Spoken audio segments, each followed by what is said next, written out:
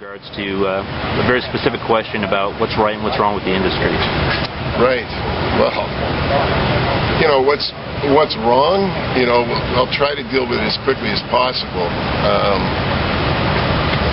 In the late 70s, all the comic fans decided to get into the business. The problem is it was a bunch of superhero fans.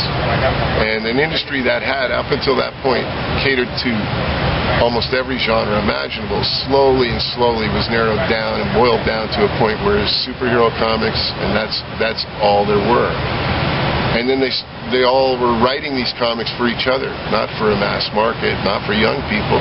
And as they aged, the content aged to suit their needs.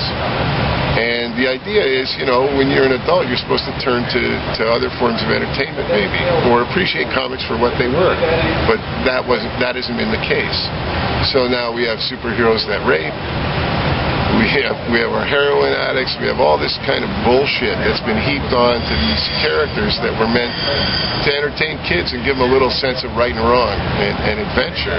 And I think it's so sad. And you see what the strategy has done. It's driven a market. Like in 1972, Jimmy Olsen comics sold 200,000 copies a month, and it was canceled because that wasn't enough to keep it going.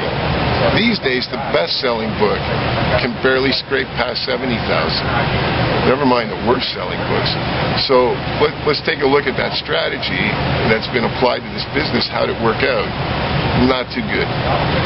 And the less people that read them, the more expensive they have to be, and the more cryptic they have to be to cater to that tiny little market that they've got. That's what's wrong. And if you couple that with the fact that they've completely ignored digital, you know, because they're terrified of it. Their entire infrastructure is based on print. And so they've completely ignored this other platform. And, you know, I don't know how they're going to pull it back together at this point. And I don't think they know either. Now, what's good is the exact opposite. The fact that we're at a point today where anybody, anywhere, can put a comic book together and get it in front of the entire planet without spending a dime on printing or distribution. And that's the good thing, and I think that's what's going to save it.